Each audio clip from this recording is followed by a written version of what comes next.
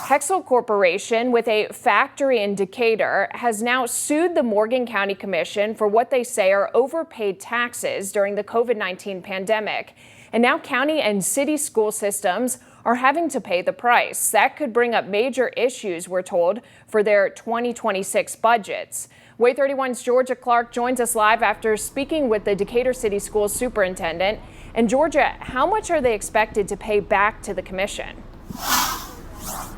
Well, Superintendent Michael Douglas tells me that they are working to get involved in this lawsuit before they're expected to hand over $700,000. Now, the lawsuit brought on by Hexcel Corporation began in 2022, but Douglas was not told about it until this April. The County Commission and Hexcel are working to come to a settlement of $1.4 million, and DCS will be responsible for half of it, and that's because they were given some of the overpaid taxes from the County Commission. Now, DCS has already been working on its 2026 budget, and now they have to find a way to absorb this exorbitant cost without firing 20 teachers. He says they plan to pull from their savings to avoid cutting jobs and programs, but Douglas's biggest concern is this happening again and again.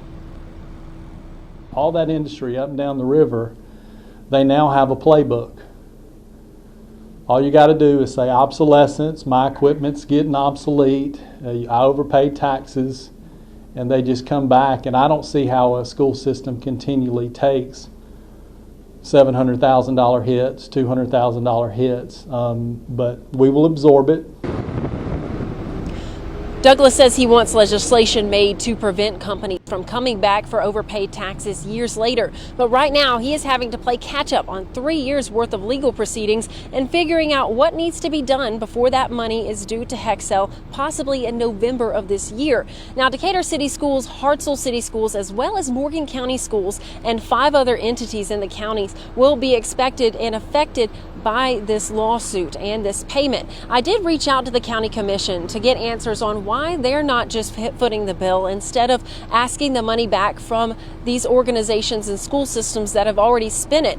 But at this time, they cannot comment on pending litigation. But I'll have more on that coming up at 6 o'clock. I'm reporting live in Decatur with coverage you can count on. Georgia Clark, WAAY 31 News.